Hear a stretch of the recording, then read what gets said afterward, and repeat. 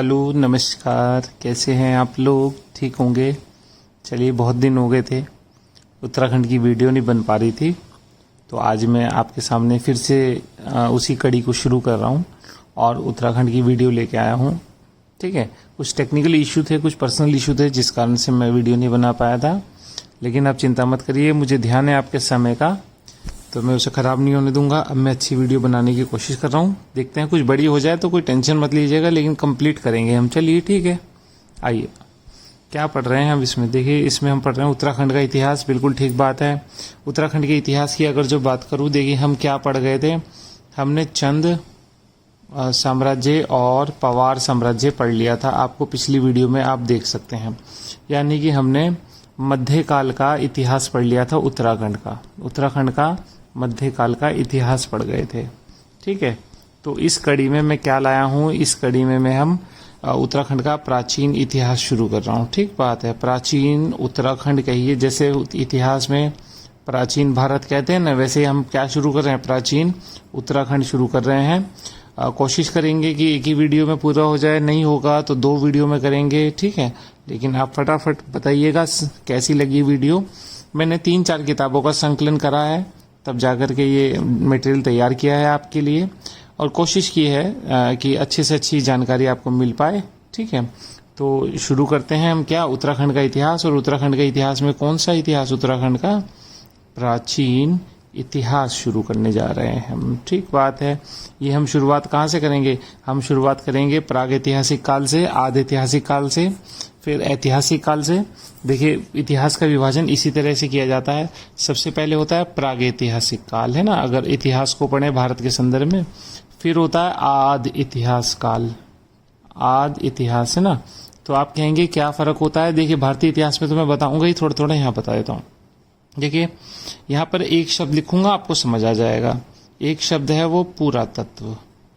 ठीक है, देखिए अगर इतिहास का निर्माण के लिए, देखिए इतिहास का निर्माण कैसे होता है, कुछ अध्ययन सामग्री होती है, इतिहासकार उस अध्ययन सामग्री के हिसाब से अनुमान लगाता है। अगर अध्ययन सामग्री केवल पुरातत्व है, पुरातत्व का मतलब क्या हो गया, खुदाई से प्राप्त अभिलेख, मूर्तियां, इस तरह की चीजें जो भी हमें प्राप्त होती हैं, नगर, भवन, ईंटें, पत्थर, गुफाएं, तो जो भी ऐसा इतिहास जिसके लिए हमें पुरातत्व यानी फिजिकल बॉडीज पे, फिजिकल जो भी इमारत से फिजिकल जो भी हमें मिलेगा उस पर निर्भर रहना पड़ता है, लिखित कोई जानकारी नहीं मिलती, तो इतिहास के उस भाग को पुरातत्व, प्रागैतिहासिक काल कहते हैं। ठीक बात है। फिर आता है आद्य इतिहास।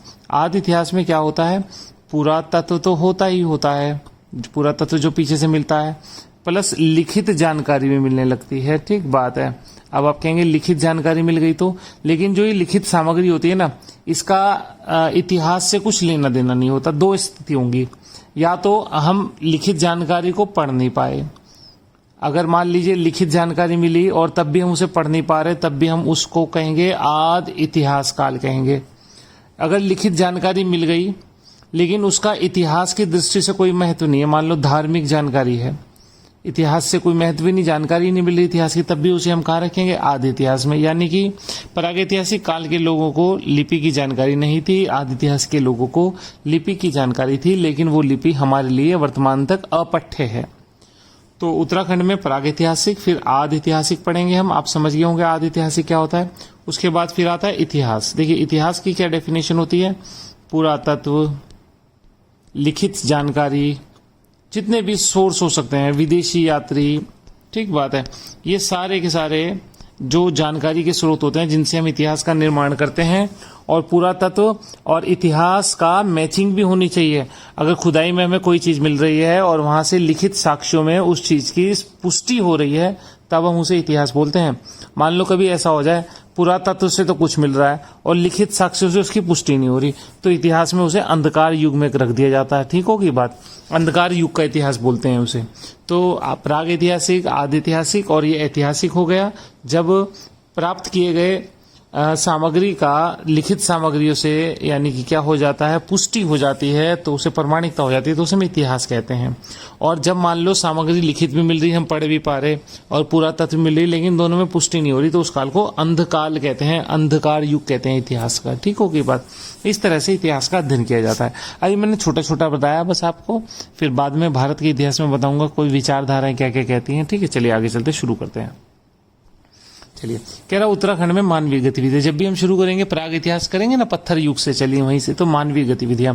कह रहा देखिए उत्तराखंड के इतिहास में अगर जो मानवीय गतिविधि की बात करूं तो देखिए मैं पॉइंटर से आपके सामने बिल्कुल एक एक चीज रख के चलूंगा। देखिए उत्तराखंड में इतिहास अध्ययन का काल विभाजन यद्यपि बहुत कठिन कार्य है, बिल्कुल ठीक बात है, हम जानते हैं कठिन है, यद्यपि तथापि भारतीय इतिहास अध्ययन की धारा के समानांतर इसे 3 क्रमिक अध्ययन में बांटेंगे हम उत्तराखंड में भी।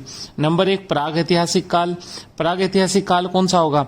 अध्ययन सामग्री की दृष्टि से वह काल है जब पुरातत्व, लिखा है ना, आप देख सकते हैं, पुरातत्व इतिहास अध्ययन में महत्वपूर्ण सहायक सामग्री उपलब्ध कराता है। ठीक बात है। यह काल क्या लाखों हजारों वर्षों से शुरू होता है और 4000 ईसा पूर्व तक चलता आता है ये। ठीक बात है। तो प्राग ऐतिहासिक की जो आदि है उसे तो हमें नहीं पता, लेकिन हम कहाँ तक इसे लाते हैं, लगभग 4000 ईसा पूर्व तक, है ना, 4000 ईसा पूर्व या बीसी, जो भी कह सकते हैं आप। ठीक बात है।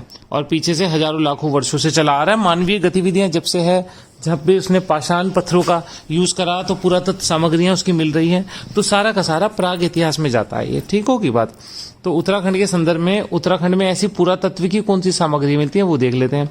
कह रहा अनेक पुरातत्विक गुहा चित्र, गुहा मतलब गुफा, ये तत्सम होता है गुफा का, गुहा चित्र उत्तराखंड में मिले हैं। ठीक बात है। जो ये बताते हैं क्या उत्तराखंड में मानवीय गतिविधियां हिमालयों में प्राग ऐतिहासिक काल में हो रही थी, यानी मनुष्य का पहाड़ी क्षेत्रों में आवागमन था। गुफा चित्र में उन्होंने क्या करा, गुफाओं में रहते होंगे और वहां पर चित्र बना दिए अपने जीवन से संबंधित, कोई नृत्य करते हुए, सामूहिक गतिविधियों के चित्र बने हुए, डांस करते हुए अपनी कला करती हैं। तो इस प्रकार से उन्हीं चित्रों को हम गुफा चित्र कहते हैं और उत्तराखंड में अलग अलग स्थानों पर वो मिले हैं, तो हम उनका अध्ययन करते हैं। आइए प्राग इतिहास पढ़ रहे हैं उत्तराखंड का, आइए चलिए।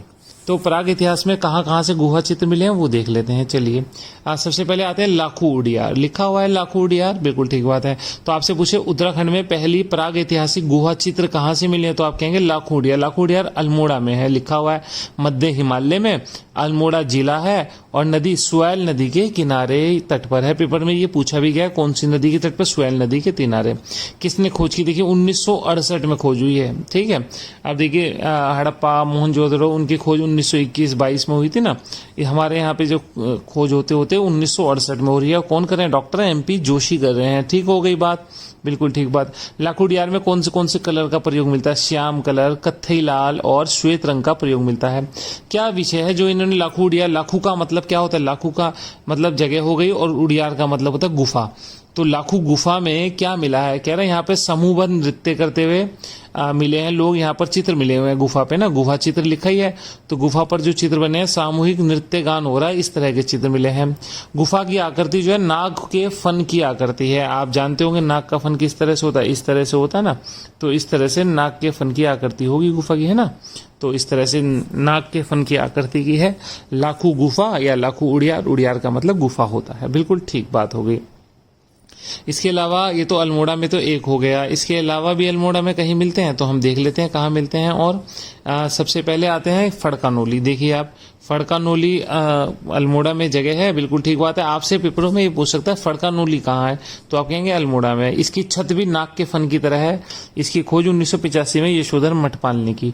तो आप देखिए 68 में तो MP जोशी ने शुरुआत की थी और उसके बाद 1985 में यशोधर मठपाल फड़कानोली की खोज कर रहे हैं।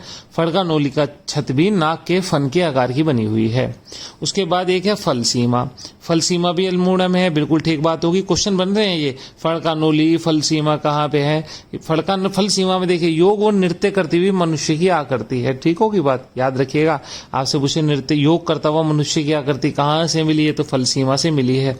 इस तरह की योग करते हुए, ये तो चित्र मिला है हमारे यहाँ पे, इस तरह की जो मूर्ति मिली थी ना, वो मोहनजोदड़ो से योग करते हुए और नृत्य करती हुई महिला, तो है ना, याद रखना चाहिए। आपसे पूछ ही ले कि मोहनजोदड़ो के समान चित्र, जैसे मोहनजोदड़ो में नृत्य करती हुई महिला और ध्यान मुद्रा में बैठा योगी, इस तरह का आकृति हमारे उत्तराखंड में कहाँ से मिली है? तो हमारे उत्तराखंड में ये आकृति बनी हुई है, गुफा पे दीवारों पे चित्र हैं ये, है ना। तो फल सीमा से मिली है। योगी है तो योगी फल खाता होगा, ठीक है, और सीमा में खान पान करता होगा, इसलिए फल सीमा से मिली है, ठीक है। खाया तो नृत्य करके उसे डाइजेस्ट भी कर रहे हैं, ठीक होगी बात। फिर लुएथाप, लुएथाप भी अल्मोड़ा में है। पहले तो हमें ये जानकारी मिल गई है। लुएथाप में कैसे? लाल रंग के चित्र होने के कारण ही इसका नाम लुएथाप पड़ा। लुएथाप आया लाल रंग से ही है, ठीक होगी बात। उसके बाद पेटशाला, पेटशाला की खोज 1989 में हुई है, ठीक है। डॉक्टर यशोधर मठपाली है। अब तो यशोधर मठपाली आगे शुरुआत करी थी एमपी जोशी ने, और अब तो निरंतर डॉक्टर यशोधर मठपाली कर रहे हैं। 85 में वहां करी, फिर अन्य जगह पे करके फिर 89 में कहाँ पे आ गए? पेटशाला में आ गए हैं। उसके बाद कसार देवी, कसार देवी भी कहाँ है? कसार देवी गुहा चित्र भी अल्मोड़ा में मिलते हैं। तो अल्मोड़ा के यहाँ पर हमने 6 याद कर लिए हैं। आप याद रखिएगा, कितने गुहा चित्र याद करें? 6। और कितने विद्वानों के नाम याद करें? 2, ठीक होगी बात। यशोधर मठपाल है ना। और कितने वर्ष याद किए? 3, 68, 85 और 1989। और जगह 6 है। जगह 6 में आप देखिए 2 तो फे वाली ही है, फड़कानोली और फलसीमा। 2 लय वाली है, लुएथाप और लाखोड़िया, ठीक है। और एक कसार देवी और पेटशाला, ठीक होगी बात। याद रखिएगा, डॉक्टर यशोधर मठपाल का भी नाम याद रखिएगा। इन स्थानों में ना नाम नहीं दे रखे थे विद्वानों के, लेकिन कभी आपको आ जाए पेपर में, किताबों में तो दिए नहीं, मैंने कहीं किताब खोजी तो, लेकिन नेट पे भी नहीं है कुछ भी, तो फिर आप क्या करेंगे? यशोधर मठपाल को ही आप आगे रख देंगे, क्योंकि यशोधर मठपाल ने ही अल्मोड़ा में खुदाई करवा रहे हैं, खोज कर रहे हैं, ठीक होगी बात। चलिए अगले पर्चे पर, अगले पेज पे चलते हैं, नेक्स्ट पेज पे चलिए। चमोली, अब चमोली के गुहा चित्र की बात कर रहे हैं। चमोली में एक है ग्वाराख्या, ग्वाराख्या गुफा हो गई, ठीक है। कहाँ पे है ये? कहेंगे अलकनंदा घाटी में है ग्वाराख्या गुफा। कौन से गांव में? आप कहेंगे डुंगरी गांव में है ग्वाराख्या गुफा, ठीक है। इसका नाम कैसे पड़ा? यहाँ पे गोरखों की लूटपाट के कारण कहते हैं इसका नाम ग्वाराख्या पड़ा है। चलिए ठीक बात है। कह रहा उत्तराखंड में जो गुफा में चित्र मिले ना, गुहा चित्र, सबसे सुंदर गुहा चित्र अगर उत्तराखंड में कहाँ मिले हैं तो आप कहेंगे ग्वाराख्या में मिले हैं। ग्वाराख्या की खोज किसने करी है? राकेश भट्ट जी ने की है। ग्वारख्या गुफा गोरखों के नाम पे आया है और खोज करता है डॉक्टर राकेश भट्ट। कहाँ पे है? चमोली में है। उसके बाद दूसरा चलते हैं किमनी, ठीक है। किमनी में आते हैं तो किमनी कहाँ पे? पिंडर घाटी, पिंडर घाटी है चमोली में। ये किस रंग के हैं? किमनी में। किमनी में तो सफेद रंग के चित्राश्रय हैं। चित्र आश्रय देखिए, चित्राश्रय यानी गुफा के बने हुए चित्र, गुफा पे बने हुए चित्र। यहाँ पर शंख लिपि का प्रयोग हुआ है, ठीक है, जो अभी तक पढ़ी नहीं गई है। शंख लिपि एक बार पेपर में भी आ चुकी है, मैं आपको बताऊंगा आगे कहाँ पे आई थी, कौन से त्रिशूल लेख में आई थी, तो याद रखिएगा। किमनी हो गया और आपका ग्वाराख्या हो गया। देखिए पीछे भी आया था कै वाला, ठीक है, कंफ्यूज मत करिएगा। अगर जो मैं बात करूं पीछे जो आया था कै वाला, तो कौन सा आया था? ये आया था कसार देवी, है ना, याद रखिएगा, ये कसार देवी आया था पीछे। अब ये जो कै वाला है किमनी, ये आपका कहाँ है? ये आपका चमोली में है, ठीक है। हमने 6 और 2 8 स्थान याद कर लिए और विद्वान तीसरे याद कर लिए। तीसरे विद्वान का नाम है आपका डॉक्टर राकेश भट्ट है, डॉक्टर राकेश भट्ट है, ठीक है। फिर आप चलते हैं पौड़ी के गुहा चित्र में। पौड़ी में 2 चीज जगह मिलती है, एक झंगरोली और एक ब्रह्माडूंगी। बहुत ज्यादा नहीं दे रखा किताबों में कुछ भी, तो हमने लिख लिया झंगरोली ब्रह्माडूंगी 2 जगह है जहां से, जो कहाँ पे मिले हैं ये गुहा प्राग ऐतिहासिक स्थल, तो आप बताएंगे कि भाई साहब ये पौड़ी के हैं, ठीक होगी बात। चलिए अगले पे चलता हूँ। ये हमारा प्राग ऐतिहासिक का सेक्शन पूरा हुआ। चलिए फिर चलते हैं महापाषाण काल, ठीक बात है। देखिए महापाषाण काल में मैं आपको एक चीज बता देता हूँ, फिर मैं आगे चलता हूँ। थोड़ा सा इंट्रोडक्शन दूंगा, फिर मैं आगे चलता हूँ, ठीक है। देखिए अगर जो भारतीय इतिहास की बात करूँ तो भारतीय इतिहास में उत्तर भारत की अगर जो बात करूँ, उत्तर भारत में चलिए मैं यहाँ डिस्कस नहीं करता, बेकार में आप कंफ्यूज हो जाएंगे, है ना। चलिए मैं यहीं पे पढ़ देता हूँ, फिर वहीं बताता हूँ। देखिए महापाषाण काल, महापाषाण का मतलब पता है क्या होता है? महा का मतलब बड़े बड़े, पाषाण का मतलब पत्थर, काल, काल मतलब समय, जब मनुष्य बड़े बड़े पत्थरों का प्रयोग कर रहा था, ये मुख्यतः ना साउथ इंडिया में आया था। तो महापाषाण काल में ओखली, ओखली का मतलब कप, कप के आकार के चित्र मिले हैं, तो महापाषाण काल के हैं, वो देख लेते हैं। कह रहा ओखली क्या है पहले समझ लीजिए। चट्टानों पर बने उथले, उथले का मतलब होता है जिन्हें आप कहेंगे कम गहरे से ना, गोल गड्ढों को पुरातत्व विज्ञान की भाषा में क्या कहते हैं, ओखली, ओखली या कप के मार्क, कप वही आपके चाय वाले कप की तरह मार्क्स कहते हैं। चलिए, तो आपसे पूछे महापाषाण काल में मिली है हमारे यहाँ पे ओखली, महापाषाण काल की है ओखली। ठीक है, सबसे पहले किसने खोज की याद कर लेते हैं। 1856 में, 1857 के विद्रोह से पहले क्या ओखली मिली थी। ठीक है, किसने खोजी थी, हेनवुड ने खोजी थी। कहाँ पे खोजी थी, देवीधुरा में। देवीधुरा कहाँ है, चंपावत में। चलिए, तो आप क्वेश्चन यहाँ पर क्या बन गए, क्वेश्चन यहाँ पर ये बन गए कि सबसे पहले हमारी ओखलियां कहाँ खोजी गई है, तो आप कहेंगे देवीधुरा में खोजी गई है, देवीधुरा चंपावत में है। किसने खोजी है तो आप कहेंगे सॉरी, तो आप कहेंगे हेनवुड ने खोजी है। हेनवुड ने सबसे पहले ओखली खोजी 1856 में। ठीक होगी, एक क्वेश्चन याद हो गया। फिर दूसरा 1877 में ओखली खोजी, किसने खोजी, रिबेट कार्नक ने खोजी है। कहाँ खोजी, अल्मोड़ा में। अल्मोड़ा में कहाँ, द्वारहाट में। द्वारहाट में कहाँ, चंद्रेश्वर मंदिर में। चंद्रेश्वर मंदिर में कितने, 200 कप मार्क्स खोजे हैं। किसने खोजे हैं, रिबेट कार्नक ने खोजे हैं। ठीक है, 1877 में खोजे हैं, अल्मोड़ा के, द्वारहाट में। तो दो हो गए, एक हो गए हेनवुड के और एक हो गए रिबेट कार्नाक के। हेनवुड ने तो 1856 में ही खोज लिए थे, और रिबेट कार्नाक ने कब खोजे हैं, रिबेट कार्नाक ने आपके, आप देख सकते हैं 1877 में खोजे हैं। चलिए, फिर एमपी जोशी क्या कहते हैं। एमपी जोशी साहब वही पीछे याद हो गए होंगे आपको, 1868 में लाकू गुफा वाले, है ना। तो एमपी जोशी साहब क्या कहते हैं, कहते हैं इस कप जो है ना 7 पकड़ के, अच्छा हाँ, कह रहे कप बनाने में भी इन्हें विविधता देखी, देखिए अध्ययन की दृष्टि देखिए आप। इन्होंने कहा 7 प्रकार के कप के निशान हैं। ठीक है, देखिए कितना बारीक अध्ययन किया होगा। फिर जोशी जी मानते हैं कि क्या महापाषाण संस्कृति के लोग कौन सी जनजाति के थे, कहते हैं ये टांक और मूलिया जनजाति के लोग थे। अच्छी बात है, याद करना चाहिए। ठीक है, जोशी जी महापाषाण काल संस्कृति को पता है क्या नाम देते हैं, कहते हैं ये बगवाली पोखर धनकल संस्कृति है। याद कर लेना चाहिए, इम्पॉर्टेंट हो जाता है।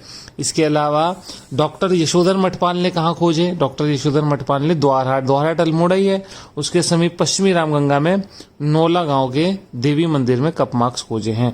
तो अब हमारे यहाँ पे हमें 4 चीजें याद कर लेनी चाहिए, वो मैं आपको दिखा देता हूँ। क्या 4 चीजें क्या हैं वो देखिए आप। सबसे पहले एक तो कप मार्क्स में हेनवुड का नाम याद करेंगे, कहाँ पे खोजा है वो, है ना, ठीक होगी बात। दूसरा 1877 में रिबेट ने कहाँ पे खोजा है वो देख लेते हैं, तो हो गए। और फिर एमपी जोशी साहब ने कितने 7 टाइप में आपसे पूछे कप मार्क्स को कितने प्रकार बताएं, 7 प्रकार बताएं। क्या नाम दिया है संस्कृति को, बगवाली पोखर धनकल संस्कृति नाम दिया है। दूसरा, और कौन सी जनजाति के लोगों को बताया, कह रहे हैं कि टांक और मूलिया जनजाति के लोगों को बताया है। उसके बाद चौथे यशोधर मठपाल, यशोधर मठपाल ने कहाँ खोजे, नोला गांव में। नोला गांव कहाँ है, अल्मोड़ा द्वारहाट में। ठीक है, वहां पर कप मार्क्स इन्होंने खोजे हैं। इतना अगर आप याद कर पाए तो समझिए ठीक हो जाएगा आपका। चलो आगे चलते नेक्स्ट। चलिए देखिए, डॉक्टर यशोधर मठपाल ही अल्मोड़ा की बात कर रहे थे ना, अल्मोड़ा के 9 गांव, मुनिया की ढाई तथा जोयो ग्राम के मेनहिर पर कप मार्क्स खोजे हैं। ठीक है, तो अल्मोड़ा के बहुत सी जगहों में कप मार्क्स खोजने का श्रेय डॉक्टर यशोधर मठपाल को जाता है। डॉक्टर यशोधर मठपाल ने अल्मोड़ा के 9 गांव, मुनिया की ढाई तथा जोयो ग्राम के मेनहिर पर कप मार्क्स खोजे हैं। उसके अलावा यशवंत सिंह कटोच ने कहाँ पर खोजे हैं, यशवंत सिंह कटोच ने गोपेश्वर के समीप नियार घाटी में, पश्चिमी नियार घाटी में कप मार्क्स खोजे, यानी चमोली में खोजे हैं। ठीक होगी, तो याद कर लीजिएगा, आपको याद करना चाहिए। 2 वाई वाले हैं, वाई वाले एक तो जाते हैं अल्मोड़ा और एक जाते हैं चमोली, है ना, आपको दिख गए होंगे। अल्मोड़ा में कहा 9 गांव, मुनिया की ढाई और जोयो ग्राम में, याद कर लेना चाहिए। ठीक बात है। और चमोली में नियार घाटी में किसने खोजे हैं, नियार घाटी में ये आपके यशवंत सिंह कटोच ने खोजे हैं, और वो आप अल्मोड़ा वाले यशोधर मठपाल ने खोजे हैं। मेरे ख्याल से याद हो गया होगा, पीछे वाले मैंने आपको बताई दिए थे। ठीक है, चलिए आगे चलता हूँ। मृदभान तथा तांबे के उपकरण कहाँ से मिले हैं उत्तराखंड में, वो देख लेते हैं। कह रहा हूँ 1951 की बात है। आप जानते हैं ये सॉरी गलत हो रहा है, ये 1851 करिए इसे, है ना, 1851 कर देते हैं इसे। ठीक, कितना कर देते हैं, 1851 कर दिया। फिर इसे 1853 कर देते हैं। ये थोड़ा सा गलत हो रहा है तो हम सुधार लेते हैं, कोई दिक्कत नहीं। 1851 की बात है, नहर खोद रहे थे, तो नहर खोदते हुए ना भादराबाद के पास ताम्र उपकरण मिले हैं। ठीक होगी बात, भादराबाद के पास ताम्र उपकरण मिले हैं और वहां से जो गैरिक मृदभांड संस्कृति के बर्तन मिले हैं। ठीक हो गई बात, बिल्कुल ठीक बात है। तत्पश्चात 1953 में यज्ञदत्त शर्मा ने इस क्षेत्र में उत्खनन का कार्य कराया है। ठीक होगी बात। चलिए, मैं आपसे एक गलती कर गया हूं, शायद मैं ठीक कर देता हूं, ये 1951 ही ठीक होगा, है ना। चलिए मैं इसे इरेज कर देता हूं और मैं ठीक कर देता हूं, कोई बात नहीं, मैं खुद कंफ्यूज हो गया। ठीक है, चलिए ठीक है, तो मैं आ रहा हूं यहाँ पे। आप देखिए 1951 में नहर खोदते हुए भादराबाद में ताम्र उपकरण मिले और कौन सी संस्कृति के, गैरिक मृदभांड संस्कृति के बर्तन मिले हैं। तो आपसे पूछे इस क्षेत्र में, फिर भादराबाद में आपके ताम्र संस्कृति का वो मिले हैं उदाहरण, ये याद रखिएगा आप, नंबर 1 बात। फिर यहाँ पर किसने खुदाई का कार्य किया, डॉक्टर यज्ञदत्त शर्मा ने किया है ना। डॉक्टर यज्ञदत्त शर्मा हम पढ़ेंगे जब हम सिंधु घाटी की सभ्यता पढ़ेंगे ना, तो यज्ञदत्त शर्मा साहब आपके मेरठ के क्षेत्र में खुदाई करवाएंगे। तो ये मेरठ की बेल्ट पड़ती होगी इधर को, तो इस क्षेत्र में भी इन्होंने खुदाई करवाई है। चलिए, उसके बाद कह रहा और पाषाण उपकरण कहाँ से मिले, ताम्र पाषाण मृदभांड, कह रहा देहरादून के कालसी से मिले हैं। चलिए, ऐसा कुछ याद करने का तो है नहीं हमारे पास। 1986 की बात करते, कह रहा 1986 की अगर बात करें तो अल्मोड़ा जनपद में 1 तांबे का उपकरण, और 1989 में पिथौरागढ़ के बनकोट में 8 ताम्र उपकरण मिले हैं। जो किसने खोजे, MP जोशी ने खोजे हैं। अब ये याद कर लेना चाहिए आपको। आपसे पूछे कि अल्मोड़ा में एक स्थल ताम्र उपकरण का और बनकोट पिथौरागढ़ से 8 तांबे की मूर्तियां किसने खोजी है, तो आप बताएंगे डेफिनेटली ये आपके MP जोशी ने खोजी है। ठीक होगी बात। बनकोट कहाँ है, किसने खोजा, ये 86 में, और 89 में, 86 में अल्मोड़ा में, और 89 में पिथौरागढ़ में। तो आपको ये याद कर लेना चाहिए, ये आपके पेपर की दृष्टि से इम्पॉर्टेंट हो जाता है। ठीक होगी बात। चलिए आगे चलता हूं। महापाषाणकालीन समाधियां। अब समाधियां मतलब बड़ी बड़ी, मैंने कहा था ना महापाषाणकालीन, वहां पे तो क्या मिल रहा था, यहाँ समाधियां मतलब महापाषाण बड़े बड़े पत्थरों से ढकी गई बनाई गई समाधियां। ठीक है, चलिए, इसको कहाँ पे मिली समाधि हमारे, कह रहा हूँ 1956 की बात है, मलारी गांव है चमोली में।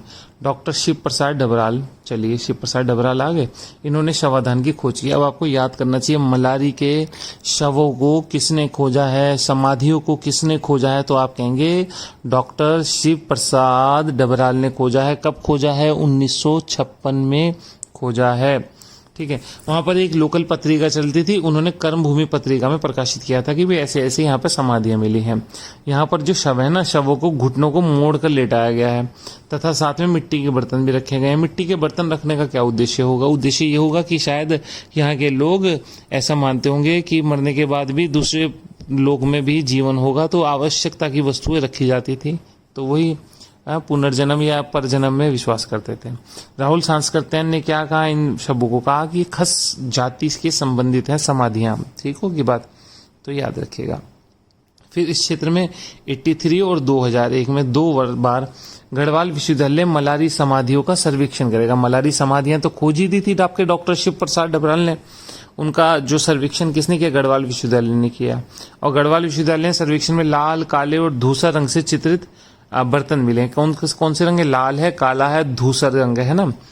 चित्र बने हुए हैं इस रंग से, टोंटी लगी हुई बर्तनों में और हत्ते लगे हुए हैं। ठीक है, हत्ते लगे हुए मृदभांड मिले हैं। भारत में ये साउथ इंडिया में मिलेंगे। ठीक है, तो याद रखिएगा आप। उसके बाद ये पहला जब सर्वेक्षण हो रहा था, कब हो रहा था, 1983 में हो रहा था सर्वेक्षण पहला। तो यहाँ पर पशु कंकाल भी मिला था, जिसकी पहचान किससे की है, डॉक्टर शिव प्रसाद डबराल ने। वृषभ, हिमालय का वृषभ जोबा से की जाती है इसकी पहचान। और जब दूसरा सर्वेक्षण हुआ कब, 2001 में, हमने कहा ना 2 सर्वेक्षण हुए, तो यहाँ मानव कंकाल के साथ सोने का मुखौटा, मिट्टी के बर्तन और कांसे का एक कटोरा भी मिला है। याद रखिएगा, मलारी का अक्सर आ जाता है। तो ये पूरा का पूरा जो पेज है ना, जब मैं पढ़ रहा हूँ, ये पूरा मलारी पे, ये शायद देखिए मलारी पे 1956 शिव प्रसाद डबराल, 1983, 2001, राहुल संस्कृतन ने कहा कि खस जाति के लोग हैं। ठीक होगी। 83 में सर्वेक्षण हुआ, पशु कंकाल मिला है, जोबा बोला है। 2001 में मलारी से मुखौटा मिला है, मिट्टी के बर्तन, कांसे का कटोरा आदि मिला है ना। ये सारी चीजें हो गई। चलिए नेक्स्ट चलता हूं मैं आगे। आदि इतिहास। देखिए आदि इतिहास मैंने आपको कहा था या तो धार्मिक पुस्तकों में जानकारी मिलती है जिसका इतिहास के बहुत ज़्यादा महत्व नहीं होता, इसलिए उस काल को हम आदि इतिहास में रखते हैं, या फिर लिखा हुआ तो मिलता है लेकिन हम उसे पढ़ नहीं पाते, उसे भी हम आदि इतिहास में रखते हैं। तो ऐसा ही कुछ होगा, देखते हैं। 4000 ईसा पूर्व से लगभग 700 ईसा पूर्व तक आदि इतिहास में रखा हुआ है उत्तराखंड को। देख लीजिए उत्तराखंड का पहला जिक्र आपको ऋग्वेद में मिलेगा। चलिए अच्छी बात है। क्या कहा गया है? कहा गया है देव भूमि कहा गया है। मनीषियों की मनीषी मतलब बुद्धिमानों की भूमि कहा गया है। तो आप समझ गए, आप मनीषियों की भूमि में रहते हैं, आप बुद्धिमान व्यक्ति हैं। ठीक है। इनके अनुसार क्या बताया है कि आया है, प्रलय आई थी। आप जानते हैं प्रलय के बाद प्राणा गांव में सप्तऋषियों ने अपने प्राण बचाए थे, तो यहीं से सृष्टि प्रारंभ की थी। संभवतः प्राणा से ही माणा न बना हो। खैर छोड़िए। तो प्रलय के बाद प्राणा गांव में जीवन बचाया, इसलिए प्राण बोलते होंगे। शायद सप्तऋषियों ने अपने जीवन को बचाया था प्रलय के बाद। चलिए ऐत्रेय। देखिए वेदों के क्या होते हैं? ब्राह्मण होते हैं। ब्राह्मण का मतलब है वेदों को सरल रूप में प्रस्तुत करना, उनके ऊपर टीका हो गई। तो ऋग्वेद का एक ब्राह्मण है जिसका नाम है ऐत्रेय ब्राह्मण। ऐत्रेय ब्राह्मण में उत्तराखंड का जिक्र आया है। क्या आया है? इस क्षेत्र को उत्तर कुरु क्षेत्र कहा गया है। बिल्कुल ठीक बात हो गई। याद करिएगा, आपको याद करने हैं, मैंने इसीलिए इम्पोर्टेंट ही रखे हैं, यहाँ पर अनावश्यक नहीं रखे हैं। ठीक बात है। वैदिक काल में क्या बताता है? कहता आर्यों की एक शाखा, जिसको या कुरु या पुरु शाखा कह सकते हैं। ठीक है। आप जानते हैं वैदिक काल में आर्य, भारतीय इतिहास में पढ़ा होगा, वैदिक काल में आर्य जो है अनेक कबीलों में, जनों में बटे हुए थे, है ना। तो उनमें से ही बता रहा है एक्सक्यूज मी, कह रहा है कि हाँ, आर्यों की एक शाखा जिसका नाम था पुरु या कुरु कह सकते हैं। मध्य हिमालय को लिखा मध्य हेमवंत में निवास करती थी। ये उसी की बात कर रहा है। कह रहे जिनका राजा कौन था? कह रहा त्रित्सु था जिनका राजा। ये आपके पेपर में आया, पिछली बार के विलेज डेवलपमेंट ऑफिसर के पेपर में आया है ये क्वेश्चन। त्रित्सु यहाँ पर निवास करता था। आर्यों की कौन सी शाखा का राजा था? आर्यों की पुरु या कुरु शाखा का राजा था। मध्य हिमालय में रहती थी। कह रहा इस क्षेत्र में क्या बताया गया नाम? इस क्षेत्र का नाम, वैदिक नाम सुमेरु या मेरु मिलता है। चलिए ठीक बात है। वैदिक साहित्य में उत्तराखंड को उशीनगर भी कहा गया है। बिल्कुल ठीक बात है। वैदिक काल में मंदाकिनी नदी का नाम कुभा नदी बताया गया है। चलिए मान लेते हैं। वैदिक काल के बाद स्कंद पुराण ऐसे हैं। स्कंद पुराणों में स्कंद पुराण एक ऐसा पुराण है जिसमें उत्तराखंड की बहुत जानकारी मिलती है। स्कंद पुराण में उत्तराखंड को क्या कहा गया है? 2 भागों में बांटा गया है, एक केदार खंड और एक मानस खंड। ठीक बात है। केदार खंड से संबंध गढ़वाल से है और मानस खंड का संबंध आपके कुमाऊं से है। इन दोनों की बीच का विभाजन नंदा देवी पर्वत करता था। वर्तमान में आप जानते हैं चमोली में है नंदा देवी पर्वत। चलिए पुराणों में और भी क्या कहा गया? इस क्षेत्र के लिए खस देश भी कहा गया है, ब्रह्मपुर क्षेत्र भी कहा गया है और उत्तराखंड भी कहा गया है इस क्षेत्र के लिए। तो पुराणों से संबंधित जानकारी भी हो गई। केदार खंड गढ़वाल क्षेत्र के लिए आया है नाम, मानस खंड कुमाऊं के लिए आया है नाम। इन दोनों का विभाजन जो है आपका नंदा देवी पर्वत करता था। पुराणों में इस क्षेत्र को खस देश, ब्रह्मपुर क्षेत्र या उत्तराखंड भी कहा गया है। चलिए आगे चलता हूँ। महाकाव्य काल का मतलब होता है आपका रामायण महाभारत का काल। उसमें क्या जानकारी मिलती है वो देख लेते हैं। महाभारत में बताया गया है कि पांडव गंधमादन पर्वत पर जा रहे थे। चलिए जाते हुए रास्ते में पांडुकेश्वर नामक जगह पर पांडुकेश्वर जगह की स्थापना कर गए। पांडु इनके पिता थे, तो पिता के नाम पे पांडुकेश्वर इन्होंने बसाया है। चलिए महाभारत में उत्तराखंड में 4 आश्रम बताए गए हैं कि यहाँ पर 4 आश्रम थे। कण्व आश्रम अक्सर किताबों में 2 दिए होते हैं, बद्री का आश्रम, भरत ध्वज आश्रम और एक शुक्र आश्रम, शुक्र ऋषि का शुक्राचार्य का आश्रम। तो इस तरह से 4 आश्रम बताए गए हैं। कण्व आश्रम, बद्री का आश्रम, भरतध्वज आश्रम और शुक्र आश्रम। इनमें दो तो प्रसिद्ध विद्यापीठ हुआ करते थे। कौन कौन से? एक गढ़वाल में 2 विद्यापीठ, बद्री का आश्रम और कण्व आश्रम।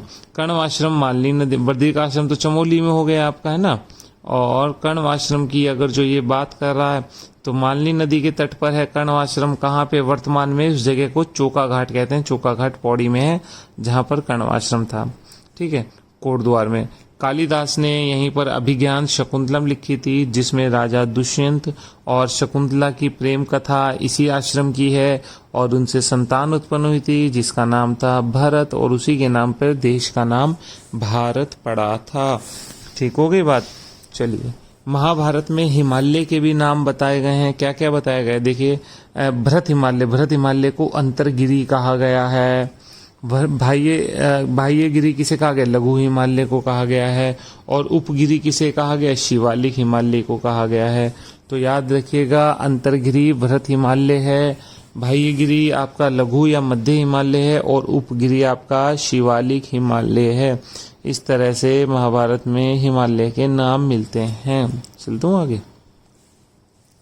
महाभारत में माणा को गंधमादन कहा गया है। अब आप समझ गए होंगे पांडव कहाँ जा रहे थे? गंधमादन कहाँ? चमोली में जा रहे थे, तो रास्ते में इन्होंने पांडुकेश्वर की स्थापना की थी। तो वही लिखा है, माणा को गंधमादन कहा गया है। बंदरपूछ जहाँ से यमुना निकलती है आपका उत्तरकाशी में, उसे वानराचल कहा गया है। स्फटिक किसे कहा? खतलिंग है ना टिहरी में, उसके ऊपर के क्षेत्र को स्फटिक कहा गया है। द्रोण अल्मोड़ा वाला क्षेत्र, उसे धूनागिरी कहा गया है। द्वारहाट के करीब का क्षेत्र है वो।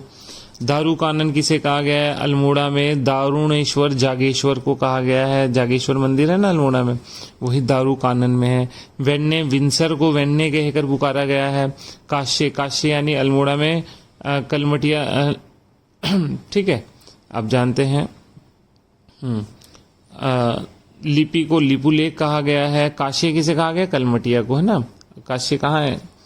अल्मोड़ा में है, कलमटिया। चलिए, लिपि को लिपुलेख कहा गया है। और स्थाकिला किसे कहा गया? थल केदार को स्थाकिला कहा गया है। चमोली पिथौरागढ़ में है ना थल केदार, आप जानते हैं। उसके लिए स्थाकिला शब्द आया है। तो ये नाम भी आप देख लीजिएगा, इंपॉर्टेंट है। ये सारे मैंने कलेक्ट किए हैं जो आपको काम आ जाएंगे इतिहास की दृष्टि से। चलिए, उत्तराखंड में सबसे पुरान निवास करने वाली जनजाति, ये पेपर में आया था क्वेश्चन। कोल लोग रहते थे यहाँ पर सबसे पुराने, याद कर लीजिएगा, गोला कर लीजिएगा। कोल लोग सबसे पहले रहते थे। बाकी जनजातियों में पढ़ाऊंगा मैं आपको, कोल, किरात, बाकी यहाँ आदिम जनजाति है और वर्तमान जनजाति, दोनों को पढ़ाऊंगा। तो सबसे पुराने निवासी अगर जो कोई माने जाते कोलों के बाद यहाँ पर किरात आए थे, और किरात के बाद यहाँ पर खस आए थे। तो इनका क्रम याद कर लीजिएगा, कोल के बाद किरात और किरात के बाद खस। बिल्कुल आंख मीच के याद कर लीजिएगा, है ना, काम आएगा आपके ये पेपर में। चलिए, उत्तराखंड राज्य को उल्लेख रामायण में मिलता है, महाभारत में मिलता है। देखिए, एक जिक्र हो रहा है रामायण महाभारत में क्या आता है? कहते हैं लोमस ऋषि तथा पांडवों के साथ बद्रीनाथ की यात्रा पर आए थे। ये महाभारत में जिक्र आता है। ठीक होगी बात। तो याद रखिएगा, लोमस ऋषि का जिक्र, पांडवों के साथ बद्रीनाथ यात्रा का वर्णन आपके महाभारत में मिलता है। ठीक होगी बात। चलिए आगे चलता हूं। चलिए, फिर अब शुरू करते हैं पुलिंद राजा। पुलिंद या कुनिंद, कहीं जगह कुनिंद कहा गया, कहीं जगह पुलिंद कहा गया। अभी आगे हम पढ़ेंगे। कुनिदों का राजा था एक सुबाहु। ठीक बात है। उसने क्या किया था? महाभारत के युद्ध में भाग लिया था। आप जानते हैं महाभारत का युद्ध हुआ था कौरव और पांडवों के बीच। देखिए, विद्वानों में इसको काल को लेकर मतभेद है। कुछ लोग कहते हैं 950 ईसा पूर्व के आसपास हुआ था, कहीं पे 1000 भी लिखा हुआ मिलेगा। बाकी जानकारी किसी को है नहीं एग्जैक्ट समय की, तो मैंने भी वही बता दिया। इतिहास की दृष्टि से 950 से 1000 ईसा पूर्व के आसपास महाभारत युद्ध हुआ था। तो इसमें हमारे उत्तराखंड से किस राजा ने भाग लिया था? पुलिंद राजा ने भाग लिया था, या कुनिंद राजा ने। जिसकी राजधानी क्या थी? जिसकी राजधानी श्रीनगर थी। श्रीनगर किसकी थी? सुबाहु की राजधानी थी। ठीक बात है। अब आपसे पूछे सुबाहु के बाद उत्तराखंड का राजा कौन हुआ था? तो विराट हुआ था। ठीक है, तो सुबाहु का उत्तराधिकारी विराट हुआ था। इसकी राजधानी विराटगढ़ी थी। विराटगढ़ी के अवशेष कहाँ मिलते हैं? जौनसार में मिलते हैं। तो ये याद कर लेनी चाहिए दोनों लाइन। आपसे पूछे महाभारत के युद्ध में किसने भाग लिया था? तो आप कहेंगे कुनिदों का राजा या पुलिंद राजा सुबाहु था। सुबाहु की राजधानी कौन सी थी? तो आप बताएंगे तुरंत श्रीनगर थी। अच्छा, आपसे पूछे सुबाहु के बाद कौन राजा बना, तो आप कहेंगे विराट बना। विराट की राजधानी कौन सी थी, विराटगढ़ी थी। विराटगढ़ी कहाँ मिलते हैं आज अवशेष इसके, आप कहेंगे जौनसार बाबर में मिलते हैं, जौनसार क्षेत्र में मिलते हैं। तो इंपॉर्टेंट हो गया नहीं हो गया। चलिए, रामायण में भी कुछ जिक्र है वो देख लेते हैं। कह रहा रामायण की अगर जो बात करूं तो उत्तराखंड के पूर्वी भाग में कोसी नदी के तट पर कौशिक आश्रम था। ठीक है, चलिए, कौशिक आश्रम किसका था, विश्वामित्र का। तो आप कहेंगे विश्वामित्र के आश्रम को आप कौशिक आश्रम या कौशिकी कह रहे हैं, क्योंकि विश्वामित्र का कुल जो था कुश राजा के कुल के थे, इसलिए इन्होंने अपने अपने पूर्वजों के नाम पर आश्रम का नाम क्या है, कौशिकी आश्रम। उन्हीं के नाम पर इसका नाम कौशिकी आश्रम पड़ा है। ठीक होगी बात, कौशिकी नदी के तट पर। महाभारत में यहाँ के लोगों को क्या कहा गया, पाषाण, मेधिन और अश्मयुद्ध विशारद। बिल्कुल ठीक बात है, पत्थर के युद्ध में विशारद रखने वाले यहाँ के लोग हैं, महाभारत में ये जिक्र आया है। अब तंगन भी पेपर में आया था, टंकन या तंगन, आप देख लीजिए। तंगन जाति कह रहा महाभारत के अनुसार यह जाति कुनीद राज्य में निवास करती थी। अच्छा, कुनीदों के समय में इनका क्षेत्र जोशीमठ के आसपास का था। इस जाति ने युधिष्ठिर के राजसूय में, युधिष्ठिर ने राजसूय किया था, तो कह रहा है इन्होंने पीपली का स्वर्ण गिफ्ट किया था इस जनजाति ने। ठीक बात है। यह जाति तिब्बत से सुहागे का व्यापार करती थी। उस समय सुहागे को टंकन कहते थे, इसलिए इस जाति का नाम को तंकन कहा जाने लगा। ठीक है, ये भी याद कर लीजिएगा आप। ठीक हो गई बात, आप समझ गए होंगे। तो बात कर रहे हैं हम तंकन जाति की, तंकन जाति की बात कर रहे हैं। ये वो तंकन जाति है जिसने महाभारत कुनी जात राज्य में निवास करती थी। युधिष्ठिर के राजसूय में अपने यहाँ से गिफ्ट भेजे थे। यह जाति क्या करती थी, तिब्बत से सुहागे का व्यापार करती थी। सुहागे को संस्कृत में टंकन कहा गया है, इसलिए इस जाति का नाम तंगन पड़ा है। चलिए, ठीक हो गई बात। आगे चलता हूं मैं, आ जाइए आप मेरे साथ। नेक्स्ट, महाभारत के वन पर्व में क्या मिलता है वो देख लेते हैं। कह रहा महाभारत के वन पर्व में कुनीद राजा सुबाहु को किरात कहा गया है। ठीक बात है, पीछे आया ना कुनीद राजा सुबाहु, श्रीनगर इसकी राजधानी थी, उसके बाद विराट। तो महाभारत के वन, देखिए महाभारत में भी अगर आपसे पूछ बैठे कि महाभारत के किस भाग में ज्यादा जिक्र है, तो वन पर्व में है ज्यादा जिक्र। वनी क्षेत्र है ना उत्तराखंड, तो वन पर्व में ही जिक्र है। तो वन पर्व में कुनीद राजा सुबाहु को क्या कहा गया, किरात राजा बताया गया। चलिए ठीक है। आपसे पूछे केदारनाथ जी का प्राचीनतम उल्लेख महाभारत में मिलता है। महाभारत में बद्रीनाथ जी को क्या कहा गया, विशालापुरी कहा गया है। ठीक बात है, ठीक बात है। महाभारत में अन्य ग्रंथों में गढ़वाल क्षेत्र के लिए क्या क्या नाम आते हैं, बद्री का आश्रम आता है इस क्षेत्र के लिए नाम, तपोभूमि, स्वर्ग भूमि तथा कुमाऊं के लिए कुमांचल कहा गया है। याद रखिएगा, ये इंपॉर्टेंट हो जाते हैं आपके लिए परीक्षा की दृष्टि से, आपका प्रश्न गलत ना हो, इसलिए आप याद कर लीजिएगा। ठीक है, मैं आगे चलता हूं। आगे चलिए, पाली ग्रंथों में क्या कहा गया उत्तराखंड को, पाली ग्रंथों में उत्तराखंड को हिमवंत कहा गया है। चलिए, कालसी अभिलेख की बात कर लेते हैं, फिर आगे चलते हैं। कह रहा कालसी अभिलेख, चलिए ठीक है। कह रहा कहाँ पे है कालसी, यमुना और टोंस के संगम पर है। कई जगह पे इसका नाम दूसरा मिलता है, अभी बात करता हूँ मैं। कह रहा कालसी अभिलेख की खोज किसने की, सबसे पहले तो 1860 में फॉरेस्ट ने इसकी खोज की है। चलिए ठीक बात है, पेपर में क्वेश्चन बन जाता है। यहाँ पर किस जानवर की आकृति मिलती है, आपसे पूछे कालसी अभिलेख में, तो आप बताएंगे हाथी की आकृति मिलती है। चलिए क्वेश्चन नंबर 2 भी हो गया। कालसी अभिलेख की भाषा क्या है, पाली भाषा में है। चलिए क्वेश्चन नंबर 3 हो गया। इसमें क्या जानकारी मिलती है, इसमें जानकारी मिलती है राजा ने मनुष्य और पशु चिकित्सा की व्यवस्था की जानकारी देता है, ये भी मिलता है। और एक जानकारी और मिलती है, कालसी अभिलेख किसका है, मौर्य का है, अशोक का है ना, तो ये भी जानकारी मिलती है कि भाई ये वाला क्षेत्र अशोक के अधीन था। एक अशोक के समय उत्तराखंड की उत्तरी सीमा रहा होगा कालसी। ठीक होगी बात, चलिए तो देखिए तेरा अशोक की उत्तरी सीमा भी रहा, ये यही जानकारी मिलती है। जब यहाँ पर अभिलेख मिल रहा है तो इसका मतलब अशोक ने अपने पहाड़ी क्षेत्र के लोगों को बताया होगा अपने बारे में कि भाई मैंने मनुष्य और पशु की चिकित्सा तक की व्यवस्था की है। ठीक बात है। स्थानीय लोग कालसी को क्या कहते हैं, इस अभिलेख को कहते हैं चित्रशिला कहते हैं। बिल्कुल ठीक बात है।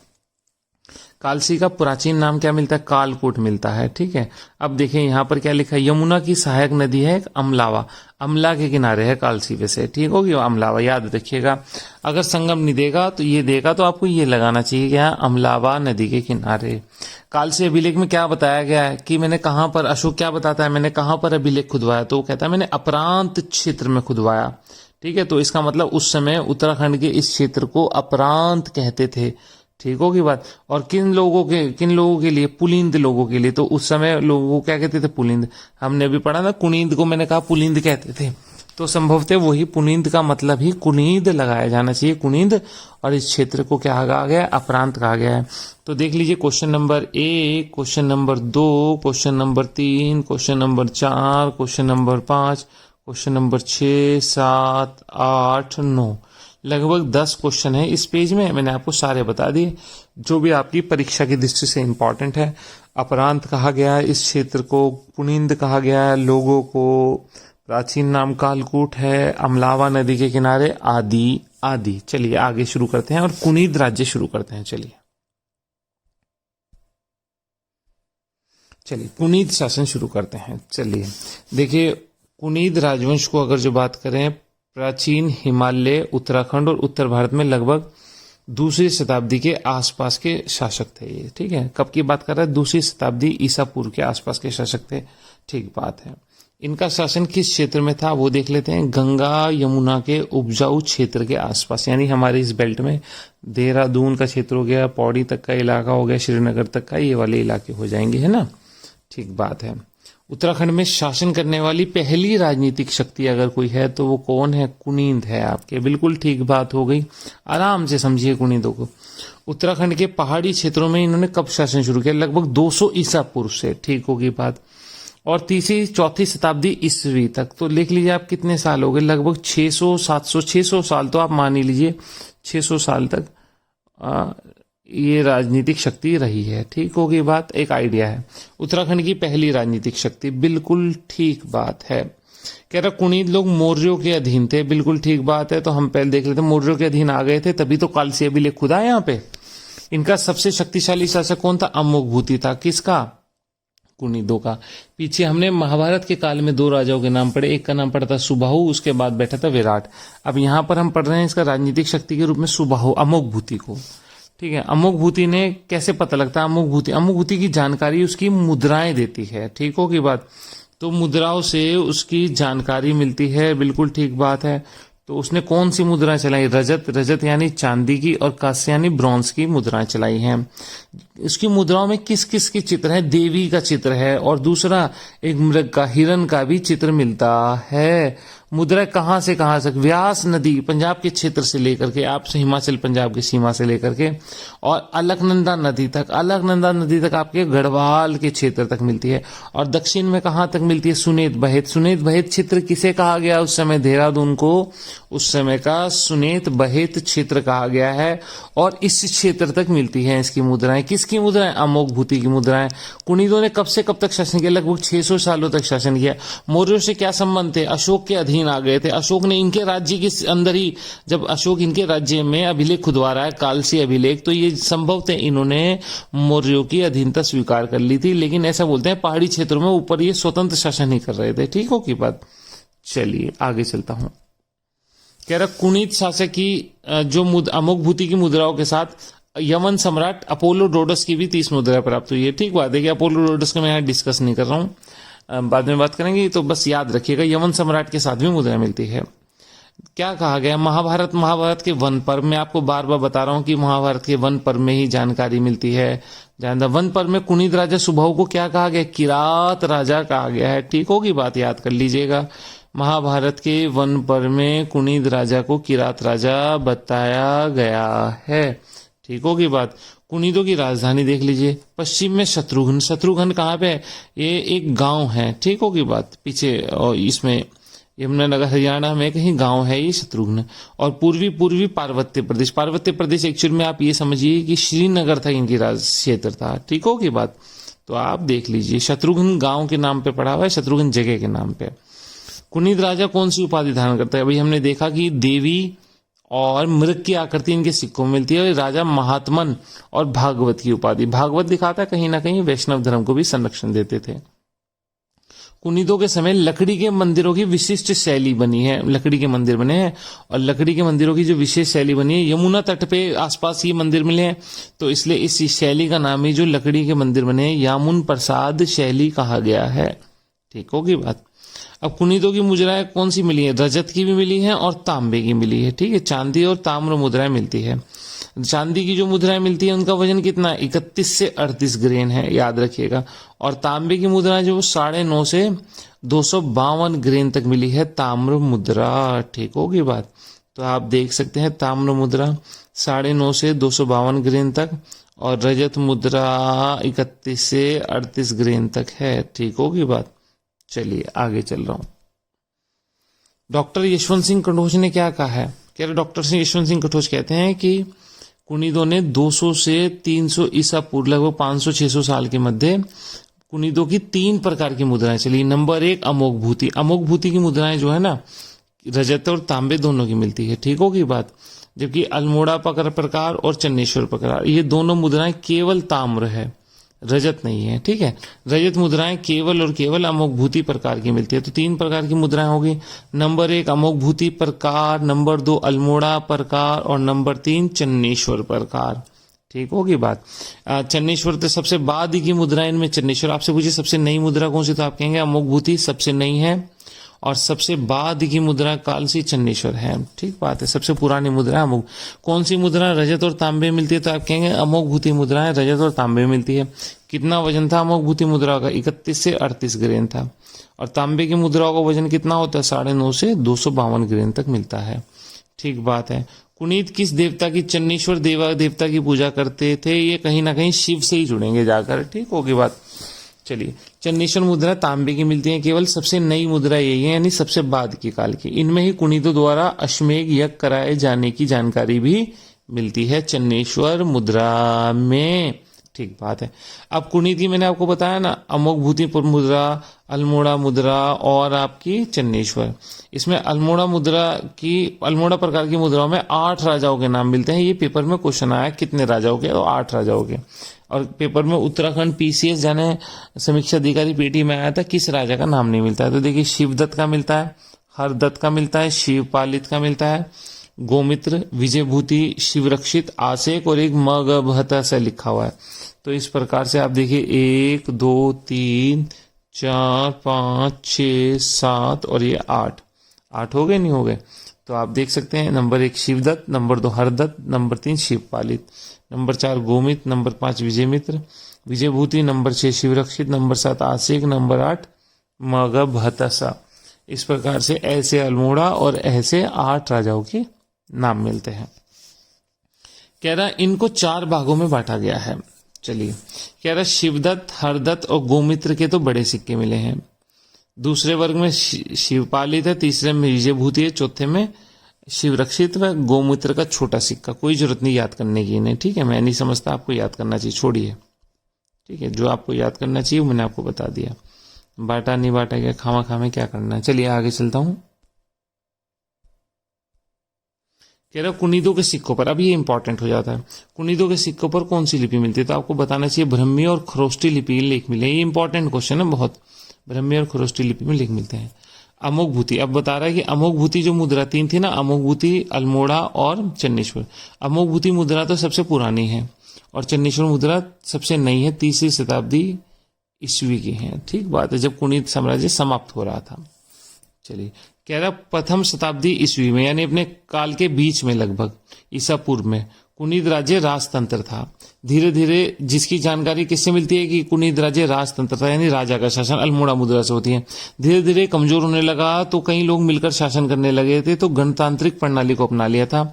और इस गणतांत्रिक शासन प्रणाली की जानकारी चन्नेश्वर मुद्रा से होती है। ठीक होगी, मैंने कहा ना बाद में है। देखिए, अमोघ भूति की मृत्यु हुई तो अब इनके मैदानी इलाकों में, तराई इलाकों में किसने कब्जा कर लिया? शकों ने कब्जा कर लिया उत्तराखंड पे। तो कुनीदों के बाद कौन आ रहे हैं? शक आ रहे हैं। चलिए, कुनीद काल में 1-2 शब्दावली मिलती है, वो देख लेते हैं। करिका कहा गया, राज्य के मिस्त्री को करिका कहा गया है कुनीद काल में। टॉलमी जो भूगोल लिखेगा ना, इन्होंने कुनीदों को क्या क्या कुनीद्रायण कहाकर पुकारा है, याद रखिएगा। इनके समय में चोरोद्वारणिक शब्द मिलता है। चोरोद्वारणिक किसके लिए है? चोर डाकू से रक्षा करने वाला। चोरोद्धारणिक लिखा हुआ है, चोर डाकू से रक्षा करने वाला एक डिपार्टमेंट होता था। याद कर लीजिएगा, इंपॉर्टेंट है। नेक्स्ट चलता हूं, शक। हमने कहा कुनीतों के बाद शक आ गए। कुमाऊं क्षेत्र में शक संवत का प्रचलन कराया इन्होंने, और यहाँ पर सूर्य की मूर्तियां मिलना, सूर्य मंदिर और मूर्तियां मिलना ही बताता है, क्योंकि शक लोग जो है शक संवत और सूर्य की पूजा करने में जाने जाते हैं। चूंकि उस समय हमारे यहाँ पे सूर्य मंदिर मिल रहे हैं, तो ऐसा माना गया कि शक आक्रांताओं ने ही बनवाए होंगे। चलिए, अल्मोड़ा के पास, कोसी के पास स्थित कटारमल सूर्य मंदिर प्रसिद्ध है, बिल्कुल ठीक बात है। चलिए, शकों के बाद उत्तराखंड की तराई क्षेत्र पर किसने कब्जा कर लिया? शकों के बाद आ रहे हैं कुषाण। तो देखिए, पहले कुनीत थे, कुनीत को क्षेत्रों पे कब्जा किया शकों ने, और शकों के बाद आ रहे हैं कुषाण। ठीक होगी बात कि इसके इस तरह से याद भी कर लेना चाहिए आपको। उत्तराखंड में शक जाति ने कब्जा किया, इसकी जानकारी कहाँ से मिलती है? यहाँ पर सूर्य मंदिरों की उपस्थिति बताती है कि यहाँ पर शकों का शासन रहा होगा। चलिए नेक्स्ट चलता हूं। कुषाण अधिपत्य काल में क्या हुआ है यहाँ पे? चलिए देखिए, जब कुषाण यहाँ पर आ गए तो उस समय कुनीत जो है यहाँ से शिफ्ट हो गए। कुनीत कहाँ पे? पर्वतीय भाग में रहने लगे। ठीक बात है, क्योंकि इनके मैदानी इलाकों में, तराई के इलाकों में कुषाणों ने कब्जा कर लिया कुछ कुनीतों के, तो कुनीत जो है पहाड़ी क्षेत्र में शिफ्ट हो गए। चलिए, कुषाणों ने उत्तराखंड के मध्य हिमालय के तराई क्षेत्र पर अधिकार कर लिए थे, जो कुनीतों के क्षेत्र थे, इसलिए कुनीतों को विवश होकर पर्वतीय क्षेत्रों में रहना पड़ा। कुषाण काल के उत्तराखंड में कई मुद्राएं मिलती हैं जो बताती है कि उत्तराखंड में कुषाणों का अधिकार रहा। कनिष्क की मिलती है, हुविष्क की मिलती है, ये हुविष्क है। वासुदेव की मिलती है, वासुदेव फर्स्ट और वासुदेव सेकंड की। कहाँ कहाँ से मिलती है? काशीपुर यानी उधम सिंह नगर से, टिहरी गढ़वाल से मिली है, बिजनौर के पास से मिली है, और गोबीशान, गोबीशान किसका नाम है? गोबीशान काशीपुर का नाम है, तो उस क्षेत्र से मिलती है। ठीक होगी बात। तो देख लीजिए, काशीपुर, टिहरी गढ़वाल और आपका काशीपुर के आसपास से मिलती है। चलिए देखिए, लिखा कुनीतों के मैदानी भागों पर तो कुषाणों ने अधिकार कर लिया था, बिल्कुल ठीक बात है, लेकिन मध्य हिमालय के पर्वतीय प्रदेशों पर कुनीतों का स्वतंत्र राज्य रहा, बिल्कुल ठीक बात है। उत्तराखंड कुनीत जो है मैदानी से छोड़कर पहाड़ी क्षेत्रों में शिफ्ट हो गए थे। चलिए, उत्तर कुषाण काल में, अब कुषाणों से उत्तराखंड खाली कराने के लिए किस शक्ति का हमला होगा? देखिए, फिर कुनीत अपने आप को उत्थान करेंगे जैसे ही कुषाण कमजोर होंगे ना। कनिष्क के बाद, कनिष्क का काल होता है 78 से 101 ईस्वी, कनिष्क के बाद कमजोर हुविष्क आएंगे, वासुदेव आएंगे, तो कमजोर होते जाएंगे। तो उनके विरुद्ध जो है शक्ति उठेगी, एक योद्धे शक्ति का उठे होगा और एक कुनीत शक्ति का। ये दोनों मिलकर मैदानी भागों से कुषाणों से खाली करवा लेंगे उत्तराखंड का मैदानी भाग। चलिए, तो वही लिखा हुआ उत्तर कुषाण काल में, यानी लेटर कुषाणा में हमारे यहाँ पे एक शक्ति का उदय होता है जिसका नाम है योद्धे। आपको समझना भी चाहिए। ठीक है, इन्होंने कुषाणों को मध्य हिमालय के तराई क्षेत्र से कुचलने में मदद की थी। योद्धे बहुत शक्तिशाली रूप में उभरे थे। योद्धे राज्य देखिए, कांगड़ा, शिमला, ये तो हिमाचल वाले इलाके हो गए। हमारे यहाँ पे जौनसार बावर में, और कालो का डंडा पौड़ी में है, वहां तक। और शिवालिक के दक्षिण प्रदेश का मतलब सहारनपुर, हरिद्वार का क्षेत्र, इन क्षेत्रों में योद्धों ने अपनी शक्ति उठाई और कुषाणों से खाली करवा लिया। चलिए देखिए, इस समय की जो मुद्रा है ना, ताम्र मुद्रा, उन पर लेख खुदा हुआ ब्राह्मी लिपि में, योद्धे गणस्य जय लेख, ये बता, और कार्तिकेय का चित्र मिला, ये बताता है कि मुद्राओं पर ये लेख योद्धियों की शक्ति का द्योतक है। योद्धियों ने इस क्षेत्र पर अधिकार कर लिया था। कुनीतों के क्षेत्र पर भी योद्धियों ने अधिकार कर लिया था, है ना। पहले कुनीतों के क्षेत्र पर कुषाणों ने अधिकार कर लिया, फिर कुषाणों से खाली करवाया, योद्धों ने अधिकार कर लिया। कुनीत लोग अब किसके अधीन शासन करने लगे? पहले कुषाणों के अधीन, पहले मौर्यों के अधीन कर रहे थे, फिर शक आ गए, शकों के बाद कुषाणों के अधीन कर रहे थे। अब कुषाणों को पराजित किया तो योद्धों के अधीन सामंत बन गई है। ठीक बात है, कुनीत इनके अधीन सामंत रूप में शासन करते रहे, योद्धों के अधीन। योद्धों का उत्थान कब हुआ? 3री 4वीं शताब्दी ईस्वी में हुआ है। चलिए, परवर्ती कुनीत यानी योद्धों के बाद कुनीतों के क्षेत्र पर कुषाण और योद्धे का अधिकार हो गया था। ठीक है, इस काल में कुनीत कहाँ चले गए थे? पर्वतीय क्षेत्र में चले गए थे, शासन करते रहे, और इसी समय इन्होंने अपनी सबसे बाद की मुद्रा चलाई थी, चन्नेश्वर मुद्रा। तो यहाँ पे ये बताने का प्रयास कर रहा है लेखक, क्या लेखक बता रहा है कि जिस समय कुषाणों का अधिकार हुआ उत्तराखंड के क्षेत्र पर, उसके बाद योद्धों का अधिकार हुआ, तो कुछ कुनीत जो है पर्वतीय क्षेत्रों में जाकर शासन करने लगे, और इन्होंने इस समय तांबे की चन्नेश्वर मुद्रा चलाई थी। चन्नेश्वर इनके भगवान थे। ठीक होगी बात। चलिए आगे चलता हूं। युगशैल का वार्षगण्य गोमित्र वंश, फिर कौन आए? देखिए, कालसी क्षेत्र में आए, राज्य का नाम है युगशैल। युग शैल का प्रतापी राजा कौन हुआ, याद कर लीजिएगा, छोटे छोटे क्वेश्चन है। देखिए 250 से 300 ईस्वी के आसपास है, गुप्तों से जस्ट पहले, गुप्तों का उत्थान हो रहा है भारत में, और इधर है युग शैल। युग शैल का राजा है शीलवर्मन, है ना, इंपॉर्टेंट हो जाता है ये। इसने यमुना के आसपास 4 अश्वमेध यज्ञ किए। अब ये इंपॉर्टेंट है कि किसने अश्वमेध यज्ञ किए, कहाँ से जानकारी मिलती है। बड़वाला एक जगह है, वहां से ना यज्ञों की ईंटें मिली हैं, ईंटों पर लिखा हुआ है कि यज्ञ कौन, कि युग शीलवर्मन ने 4 अश्वमेध यज्ञ किए। तो ये इंपॉर्टेंट क्वेश्चन है, बहुत इंपॉर्टेंट क्वेश्चन है। बड़वाला यज्ञ वेदिकाएं किससे संबंधित, तो आपको बताना पड़ेगा। बड़वाला यज्ञ वेदिका युगशैल राज्य से संबंधित है। युगशैल राज्य का राजा जिसका नाम था शीलवर्मन, शीलवर्मन का काल 250 से 300 ईस्वी के मध्य ठहरता है। फिर एक और वंश आया जिसका नाम है शिव भवानी का वंश। इसके बारे में भी यमुना के तट पर इसने अश्वमेध यज्ञ किया था। इसकी जानकारी किस शिलालेख से होती है, अंबाड़ी शिलालेख से होती है, राजा का नाम नहीं मिलता है। तो आपसे शिव भवानी के वंश की जानकारी किससे मिलती है, आपसे पूछे देहरादून के पास जो अंबाड़ी शिलालेख मिला है भाई साहब, उससे किस वंश की जानकारी मिलती है, इन्होंने भी अश्वमेध यज्ञ किए, ठीक है। आपसे पूछे शिव भवानी वंश ने अश्वमेध यज्ञ किया, तो उसकी जानकारी कहाँ से मिलती है, तो आप कहेंगे अंबाड़ी शिलालेख से मिलती है। उसके बाद उत्तर कुषाण काल में एक और वंश उभरा है जिसका नाम है गोविशान का मित्र वंश। गोविशान यानी कि आपका काशीपुर क्षेत्र में जो आपका वंश उभरा है, उसके जहां से 2 राजाओं के नाम मिलते हैं, 2 प्राकृत लेख मिले हैं और मित्र राजाओं के नाम मिलते हैं। मित्र देखिए लिखा ना, गोविशान में किस वंश का शासन था, तो आप कहेंगे मित्र वंश का शासन था। और वहां पे 2 राजाओं के नाम मिलते हैं, राजाओं के नाम बताइए, मात्र मित्र और पृथ्वी मित्र मिलते हैं, ठीक होगी बात। दोनों राजा थे, ठीक है, गोविशान का मित्रवंश। इससे ज्यादा कोई जानकारी नहीं किताबों में, मैंने आपके सामने परोस दिया। आपसे पूछे मित्रवंश ने उत्तराखंड पे कहाँ शासन किया, तो आप कहेंगे गोविशान में किया। आपसे पूछे कब किया, तो आप कहेंगे गुप्तों के समय से पहले किया, कुषाणों के बाद किया। इनके राजाओं के नाम कहाँ पे, तो आप बता देंगे कौन कौन से हैं। आपसे पूछे अंबाड़ी शिलालेख से किसकी जानकारी मिलती है, तो आप वो भी बता देंगे। आपसे पूछे उत्तराखंड में 4 अश्वमेध यज्ञ की, इसकी जानकारी कहाँ से मिलती है, किस राजा ने की है, ये सब आप बता देंगे, ठीक है। ये आपके पीटी की दृष्टि से क्वेश्चन हो जाते हैं, एमसीक्यू के दृष्टि से बहुत इंपॉर्टेंट। चलिए आगे, गुप्त काल में उत्तराखंड में क्या स्थिति बनी है, ये गुप्तों से पहले का मैंने आपको पढ़ाया है, अब गुप्त काल का आप देख लीजिए। चलिए, कह रहा गुप्तों के काल में जानकारी प्रयाग प्रशस्ति। आप जानते हैं गुप्तों का राजा होगा समुद्रगुप्त, समुद्रगुप्त की प्रयाग प्रशस्ति है। प्रयाग इलाहाबाद में उसने एक प्रशस्ति यानी तांबे पे खुदवाई थी। और लाखा मंडल का खंडित शिलालेख, टूटा हुआ शिलालेख है। इससे समय गुप्तों के समय मध्य हिमालय की जानकारी देने के यही 2 स्रोत हैं। तो आपसे पूछे गुप्तों के समय जानकारी के 2 स्रोत, तो आप बताएंगे समुद्रगुप्त की प्रयाग प्रशस्ति और लाखा मंडल का खंडित यानी टूटा हुआ शिलालेख, ठीक बात है। इस समय यहाँ पर जो राज्य कर रहा था उसका नाम क्या है, कह रहा उस समय कुणिदों का राज्य था जिसका नाम था करतरपुर राज्य, ठीक बात है।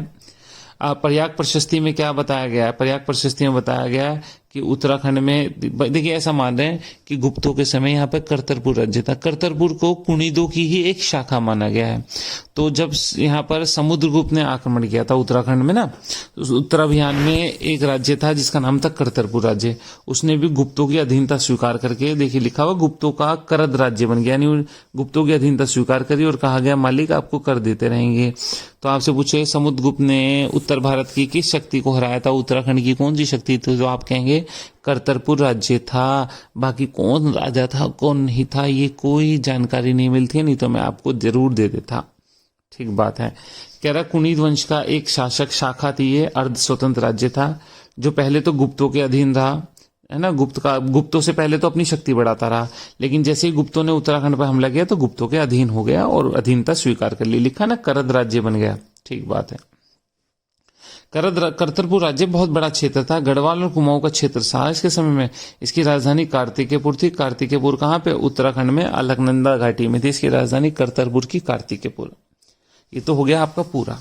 उसके बाद दूसरा आता है छांगलेश। आप पर लिखा था ना कि प्रयाग प्रशस्ति में जानकारी मिलती है लाखा मंडल खंडित, तो ये लिखा छांगलेश का राजवंश। छांगलेश यामुन प्रदेश, यामुन प्रदेश का मतलब आपको देहरादून जौनसार बाबर का क्षेत्र, यमुना वाला क्षेत्र। यहाँ पर 5वीं सदी में आसपास लाखा मंडल का खंडित शिलालेख मिला है, बिल्कुल ठीक बात है, ठीक होगी बात, जिसमें 7 राजाओं के नाम मिलते हैं। राजाओं के नाम आपके लिए इंपॉर्टेंट नहीं थे इसलिए मैंने नहीं लिखे हैं। आपकी वीडियो में जो क्वेश्चन आया था वो मैं आपको बता देता हूँ। उसमें पूछा था छांगलेश का राजवंश हुआ तो उसकी जानकारी किस अभिलेख से मिलती है? तो उसकी जानकारी लाखा मंडल के खंडित शिलालेख से मिलती है। ये आपके यहाँ पे पेपर में क्वेश्चन आ चुका है। तो गुप्तों के समय में यहाँ पर दो शक्ति मैंने पढ़ी, एक करतरपुर राज्य पढ़ा और उसके बाद एक छांगलेश का राज्य पढ़ा। और गुप्तों से पहले और कुषाणों के बाद हमने यहाँ पर देखिए कौन कौन सी शक्ति पढ़ी, आप वो देखिए। योद्धे पढ़े नंबर 1, नंबर 2 परवर्ती कुनीत पढ़े, नंबर 3 युगशैल पढ़ा, नंबर 4 शिव भवानी पढ़ा, नंबर 5 गोभिशान पढ़ा। तो इन्हें ऐसे ही पढ़िएगा। आपसे पूछे मौर्यों के समकालीन, तो आप बताएंगे हमारे यहाँ पे कुनीत थे। मौर्यों के बाद शक आए, शक के बाद कुषाण आए और कुषाणों के बाद हमारे यहाँ पे ये 4-5 राज्यों का उदय हुआ। 5 राज्यों के बाद गुप्तों के समुद्रगुप्त ने जब उत्तर भारत का अभियान किया तो अपनी प्रयाग प्रशस्ति में करतरपुर राज्य का उल्लेख किया। करतरपुर राज्य ही था यहाँ पर उस समय। उसके बाद छंगलेश राज्य का भी मिलता है, जो यामुन क्षेत्र मतलब पश्चिमी उत्तराखंड यानी जौनसार बावर के यमुना क्षेत्र में शासन करता था। उसका लाखामंडल खंडित शिलालेख है। उसके शिलालेख में 7 राजाओं के नाम मिलते हैं, इससे ज्यादा कोई जानकारी नहीं मिलती है। चलो आगे नेक्स्ट। चलिए उत्तर गुप्त यानी गुप्तों के बाद उत्तराखंड की क्या स्थिति थी। चलिए कह रहा जैसे जैसे गुप्त कमजोर होते गए, स्कंदगुप्त के बाद उत्तराखंड के मध्य हिमालय में 2 वंश आ गए, एक तो आ गए यादव और एक नाग वंशों का प्रधानता हो गई। ठीक बात है। चलिए अब सिंहपुर का यदु राजवंश देख लेते हैं। सिंहपुर का यदु राजवंश, इसकी जानकारी कैसे मिलती? लाखामंडल प्रशस्ति से मिलती। अब आपको ये भी याद रखना चाहिए। ठीक बात है। कह रहा है इसमें लाखामंडल में सिंहपुर के यादव राजाओं की जानकारी मिलती है। कितने राजाओं की नाम मिलते हैं? आप कहेंगे 12 राजाओं के नाम मिलते हैं जो हर्ष के काल तक शासन करते रहे। इस यदु राज्य का संस्थापक कौन था? तो आप बताएंगे सेन वर्मन था इस यदु राज्य का। ठीक हो गई बात। चलिए देखिए अब यहां पर मैं आपको फिर से आ रहा हूं। कह रहा गुप्तों के बाद यानी उत्तर गुप्त यानी लेटर गुप्ताज में यहां पर यादव और नाग वंश का अधिपत्य हो गया। Number 1 question. ठीक है, इस तरह से याद करिएगा। यादव वंश कहां पे था? यादव वंश सिंहपुर में शासन करता था। इनकी जानकारी कहाँ मिलती है? लाखामंडल की प्रशस्ति से मिलती है। बिल्कुल ठीक बात है। लाखामंडल प्रशस्ति में किस वंश की जानकारी मिल रही है? तो आप कहेंगे यदु राजवंश की। आप कहेंगे लाखामंडल प्रशस्ति में यदु राजवंश के कितने राजाओं का नाम मिलता है? तो आप कहेंगे 12 राजाओं का उल्लेख है। 12 राजाओं ने कब से कब तक शासन किया? तो आप बताएंगे कि 12 राजाओं ने कब से कब तक शासन किया? तो आप बताएंगे कि 12 राजाओं ने हर्ष स्कंदगुप्त के पश्चात से, देखिए स्कंदगुप्त के पश्चात से और कब तक शासन किया? इन्होंने हर्ष के काल तक शासन किया, यानी हर्ष से पहले यहाँ पर इन्होंने शासन किया है। नंबर नेक्स्ट बात होगी। ठीक है, अब कुछ इतिहासकार कुछ और मानते हैं, वो देख लेते हैं। कह रहे कुछ इतिहासकार मानते हैं कि अश्वमेध कर्ता युगशैल वंश का शील वर्मन, ठीक है, तथा सेन वर्मन एक ही है। सेन वर्मन कौन था? यदु राजवंश का संस्थापक है। देखिए ये विवाद है तो मैं इस पे ज्यादा नहीं जाऊंगा। कुछ विद्वान मानते हैं, देख लेते हैं। अभी युगशैल अभी आपने पढ़ा नहीं पढ़ा? ये देखिए युगशैल का राजा कौन था? शील वर्मन, हमने पढ़ा। तो कुछ विद्वान ऐसा मानते हैं कि जो ये शील वर्मन है और सिंहपुर का यदु राजवंश का संस्थापक सेन वर्मन एक ही है। मैंने लिख दिया यहाँ पर, तो ज्यादा टेंशन लेने की जरूरत नहीं है। चलिए अब इनकी राजधानी सिंहपुर थी। सिंहपुर देख लेते हैं। कह रहा सिंहपुर यमुना प्रदेश में वर्तमान लाखामंडल और इसका पुराना नाम मण मिलता है, वही क्षेत्र बताई गई है सिंहपुर के यदु राजवंश का। चलिए अब कह रहा इस यदु राजवंश की बात करें 7वीं सदी ईस्वी के अंत की बात है। इस राजवंश का राजा था जिसका नाम था भास्कर वर्मन। भास्कर वर्मन की पुत्री थी जो जालंधर के राजकुमार की जहां उसकी शादी हुई थी चंद्रगुप्त की धर्मपत्नी थी, जिसका नाम था ईश्वरा। ईश्वरा ने लाखामंडल में एक शिव मंदिर बनवाया था तथा जिसने यहाँ पर एक शिलालेख भी खुदवाया। तो लाखामंडल शिलालेख से राजकुमारी ईश्वरा, जो कि यादव राजवंश की थी, यदु राजवंश की थी, जिसकी शादी जालंधर के राजकुमार श्री चंद्रगुप्त से हुई थी, उसने यहाँ पर एक शिव मंदिर बनवाया था और शिलालेख खुदवाया था, उसकी जानकारी मिलती है। बाद में इन्होंने ही छंगलेश का राज्य भी समाप्त कर लिया था। ठीक बात है। देखिए लिखा ना छंगलेश, आप आ जाइए छंगलेश, अगर आपको याद हो तो ये रहा छंगलेश का राजवंश। छंगलेश के राजवंश को किसने पराजित किया? छंगलेश के राजवंश को सिंहपुर के यदु राजवंश ने पराजित किया है। उसके बाद नेक्स्ट आ रहा हूं मैं, नाग राजवंश। हमने कहा ना कि उत्तर गुप्त काल में यहाँ पर 2 शक्तियों का उत्थान हुआ, एक यादव और एक नागवंश। ठीक होगी बात। तो यादव हो गए। अब दूसरे में नागवंश पे आ रहा हूं। नागवंश 6ठी शताब्दी ईस्वी की बात कर लेते हैं। चलिए, नागों का यहाँ पर शासन हो गया उत्तर गुप्त काल में। तो यहाँ पर गोपेश्वर के त्रिशूल शिलालेख से 4 नाग राजाओं के नाम मिलते हैं। एक है स्कंदनाग, एक है विभुनाग, एक है अंशुनाग और एक है गणपति नाग। इन 4 राजाओं के नाम मिलते हैं। गोपेश्वर त्रिशूल लेख से स्कंदनाग, विभुनाग, अंशुनाग और गणपति नाग, इन 4 राजाओं के नाम मिलते हैं। आपसे पूछ ले गोपेश्वर चमोली में हो गया। ठीक है, गणपति नाग की जानकारी क्या मिलती है? गणपति नाग ने रुद्र महाल्य के समक्ष त्रिशूल की स्थापना की थी। ठीक है, गोपेश्वर का रुद्र महाल्य मंदिर है जहां पर त्रिशूल की स्थापना की थी। ये त्रिशूल वही है गोपेश्वर त्रिशूल लेख जिसकी हम बात कर रहे हैं। उसके अलावा बाड़ाहाट यानी उत्तरकाशी में भी एक त्रिशूल लेख मिला है। और गोपेश्वर त्रिशूल लेख एक ही शासक द्वारा स्थापित है, ये कहना बड़ा कठिन है विद्वानों में। तो 2 त्रिशूल लेख की बात हो रही है उत्तराखंड में, एक बाड़ाहाट त्रिशूल लेख और एक आपका गोपेश्वर त्रिशूल लेख। लेकिन दोनों एक ही राजा के हैं, यह कहना बड़ा मुश्किल है। बाड़ाहाट त्रिशूल लेख की लिपि क्या है? उत्तरी ब्रह्मी है, जबकि गोपेश्वर त्रिशूल लेख की लिपि क्या है? दक्षिण ब्रह्मी है। तो आप देख लीजिएगा, दक्षिण ब्रह्मी लिपि में आपका गोपेश्वर का त्रिशूल लेख है और बाड़ाहाट त्रिशूल लेख उसे उत्तरकाशी, तो उत्तर ब्रह्मी में है, याद रखिएगा। चलिए, अब आपसे पूछे कि यादवों का शासन था इस क्षेत्र में, तो अभी हमने पढ़ा ना सिंहपुर का, तो वही लिखा है कि संभवतः यामुन प्रदेश से यादवों को अस्तित्व किसने? गणपति नाग ने ही इन्हें यहाँ पर पराजित करके समाप्त कर दिया था। ठीक बात है। तो नागों ने देखिए, अभी हमने पढ़ा कि यदुओं ने छंगलेश का वंश समाप्त किया, बिल्कुल ठीक बात है। अब यदुओं को समाप्त किया नागों ने, अब नागों को कौन समाप्त करेगा? लिखा नागों की शक्ति को शत्रुघ्न राज्य समाप्त करेगा, यानी कि अगला राज्य जो आने वाला है हमारा शत्रुघ्न राज्य आने वाला है। ठीक होगी बात। चलिए, तो हर्ष के पश्चात उत्तराखंड की स्थिति अब हम पढ़ते हैं। बीच में हर्ष आएगा, हर्ष के पश्चात उत्तराखंड की क्या स्थिति है वो पढ़ लेते हैं। देखिए, हर्ष के उपरांत मध्य हिमालय में 3 राज्यों का उदय हुआ। नंबर 1 शत्रुघ्न राज्य, दूसरा ब्रह्मपुर राज्य और तीसरा गोबीशाण। इनके 3 राज्य स्वतंत्र हो गए। ठीक बात है। क्या हुआ था अब देख लेते हैं। देखिए, पहले ये कुनीदों के अधीन थे। ठीक बात है। जब कुनीद राज्य पराजित कमजोर हुए तो ये स्वतंत्र हो गए। ठीक बात है। उसके बाद कन्नौज का राजा हर्ष आया। हर्ष ने इस क्षेत्र पर कब्जा कर लिया। उत्तराखंड के काफी बड़े क्षेत्र पर हर्ष ने अधिकार कर लिया, तराई के क्षेत्र में। तो ये शत्रुघ्न, ब्रह्मपुर, गोविशान हर्ष के अधीन थे। लेकिन जैसे ही हर्ष की मृत्यु होगी 647 ईस्वी में हर्ष की मृत्यु होगी, तो हर्ष की मृत्यु के बाद ये फिर से स्वतंत्र हो जाएंगे। ठीक बात है। इनकी जानकारी कौन देगा? हर्ष का समकालीन कौन है? वेनसांग है, आप जानते हैं। तो वेनसांग आया था उत्तराखंड में, तो वेनसांग इसकी जानकारी देता है। अब ये 3 राज्य कौन कौन उदय हो रहे हैं? हर्ष के बाद, हर्ष ने उत्तराखंड पे इनको पराजित किया था। अब हर्ष के बाद नंबर 1 शत्रुघ्न राज्य।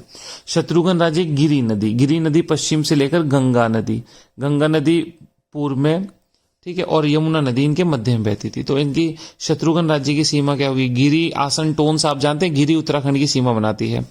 बीच में होगी यमुना और फिर होगी गंगा। तो यानी कि जौनसार का ही इलाका हो गया इनका, करीब है ना, देहरादून का क्षेत्र हो गया सारा जौनसार वाला इलाका। तो लिखा भी हो देहरादून का क्षेत्र था, अंबाला का क्षेत्र था लिखा हुआ है, और सहारनपुर का क्षेत्र इनके क्षेत्र में सम्मिलित था। हम बात कर रहे हैं हर्ष के बाद शत्रुघ्न राज्य की। ठीक होगी बात। चलिए, कह रहा उसके बाद दूसरा राज्य कौन सा था? दूसरा पौरवों का ब्रह्मपुर राज्य था। ठीक बात है। हर्ष के पश्चात तथा कत्यूरियों से पहले उत्तराखंड में जो शासन कर रहा है उसका नाम है पौरव राज्य। ठीक बात है। 3 राज्य थे अभी हमने पढ़ा, कौन कौन से? शत्रुघ्न, ब्रह्मपुर और गोविशान। इन तीनों में से सबसे अधिक विस्तार वाला राज्य कौन था? वो इसी की बात कर रहा है। ठीक बात है। कह रहा तो पूर्वों का ब्रह्मपुर राज्य अपने समकालीन शत्रुघ्न राज्य और आपका गोविशान, इन दोनों से तीसरा ब्रह्मपुर राज्य सबसे बड़ा राज्य था। तो फिर ब्रह्मपुर राज्यों में, समकालीन राज्यों में सबसे अधिक विस्तार वाला राज्य था ब्रह्मपुर राज्य था। इसकी पश्चिम सीमा, पश्चिम में तो गंगा थी और पूर्व में कर्नाली नदी थी। ठीक होगी बात। चलिए, तो ठीक बात है। अल्मोड़ा जिले के तालेश्वर नामक स्थान से तांबे और अष्टधातु के अभिलेख मिले हैं। बिल्कुल ठीक बात है।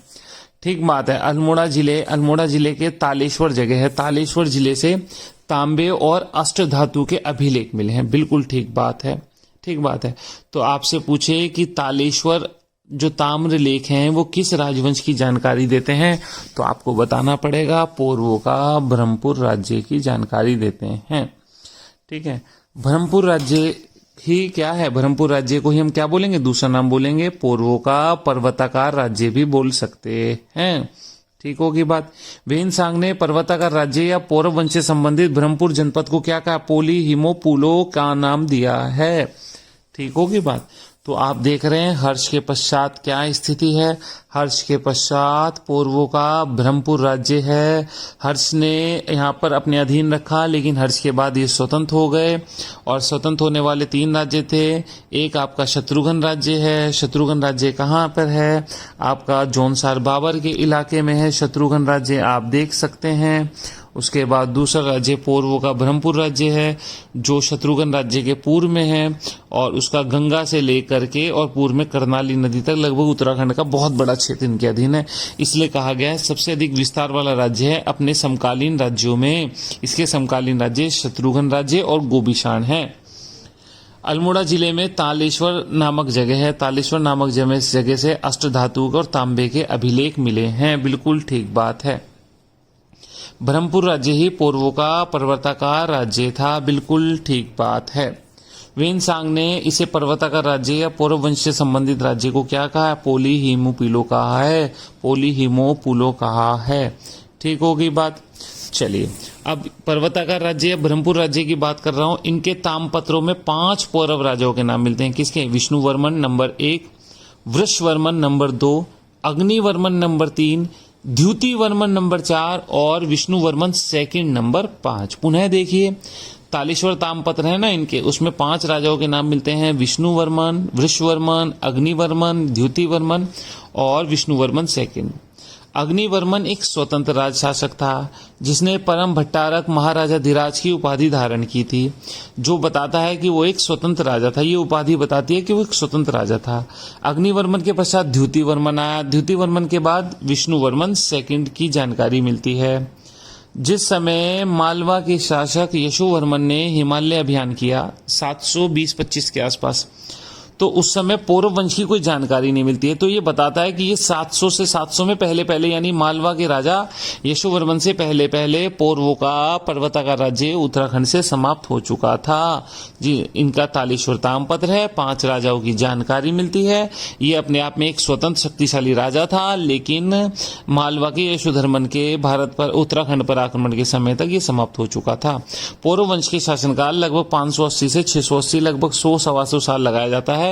कहीं 680 भी लिखा होगा, कहीं 700 भी लिखा होगा। ज्यादा टेंशन नहीं लेने का। ठीक है। इनके कुल देवता कौन थे? वृणेश्वर स्वामी थे, जिनका नाम पर ही विंसर नाम पड़ा है। विंसर नाम, वीणु एक धारा बहती है, उसी के नाम पे विंसर नाम आया है। विंसर के आसपास के क्षेत्र को ही ब्रह्मपुर कहते थे। ब्रह्मपुर ही पौरवों की राजधानी थी, इसलिए इसे ब्रह्मपुर राज्य कहा गया है। पौरवों का अगर शासन की बात करूं, पौरवों ने हर्ष के बाद आया तो हर्षों का ही शासन अपनाया। सबसे ऊंचा पद राजा का होता था। राजा स्वयं को गो ब्राह्मण हितैषी कहलाना पसंद करते थे। इनकी मंत्री परिषद होती थी, जिसमें अमात्य, बलाध्यक्ष, संधि विग्रह, कोटाधिकरण आदि होते थे। आप महत्वपूर्ण पद शब्दावली पढ़ लीजिए। कोट, वह स्थान जहां राजा अपने परिवार के साथ रहता है, वो कोट था। कोटाधिकरण, उस जगह की रक्षा करने वाला अधिकारी, प्रबंध करने वाला अधिकारी। राजद्वारिक, राजा प्रसाद में आने जाने वालों की देखभाल करता था। तो राजमहल में राजा प्रसाद का अतिथि को प्रबंधन करने वाला व्यक्ति राजा द्वारिक था। कारगिक, राजकीय शासकीय सरकारी पत्रों को गंतव्य स्थान तक पहुंचाने का काम कारगिक करता था। सूपकारपति, राजा के भोजनालय के लिए सूप बनाता होगा राजा के लिए, इसलिए इसका नाम सूपकारपति पड़ा है। राजा के भोजनालय की व्यवस्था करता था। नेक्स्ट, बलाध्यक्ष होता था। बलाध्यक्ष यानी कि सेना प्रमुख। संधि विग्राहक होता था, यानी युद्ध व संधि विभाग का प्रधान। दंडपाशिक पुलिस अधिकारी होता था। पौरवों के समय का शासन पढ़ रहा हूँ। भाग, पौरवों के यहाँ पे भूमिकर होता था, जो उपज का 1/6 भाग होता था। भोग, अन्य प्रकार के कर होते थे। भूमि 2 तरह की, केदार और सारी नाम की 2 प्रकार की होती थी। केदार जहाँ पर सिंचाई होती थी और सारी जिस पर सिंचाई ऊंचाई नहीं होती थी उस भूमि को सारी कहते थे। द्रोणवापम, खारीवापम और कुलियावापम भूमि नापने की इकाइयां हैं। पौरव वंश व्यापार को अधिक महत्व देता था। ठीक है, उसके बाद चलिए मैं इसे इतना छोड़ देता हूं, नहीं पूरा करना पड़ेगा, नहीं तो आपका वो छूट जाएगा, फ्लो है ना। चलिए उसके बाद आगे चल रहा हूं कार्तिक, चलिए इतना छोड़ रहा हूं मैं इसे, पौरव तक मैंने पूरा कर दिया, उसके बाद आगे पढ़ेंगे। ठीक होगी बात, चलिए मैं रोक रहा हूं, तब तक ध्यान रखिएगा अपना। Thank you.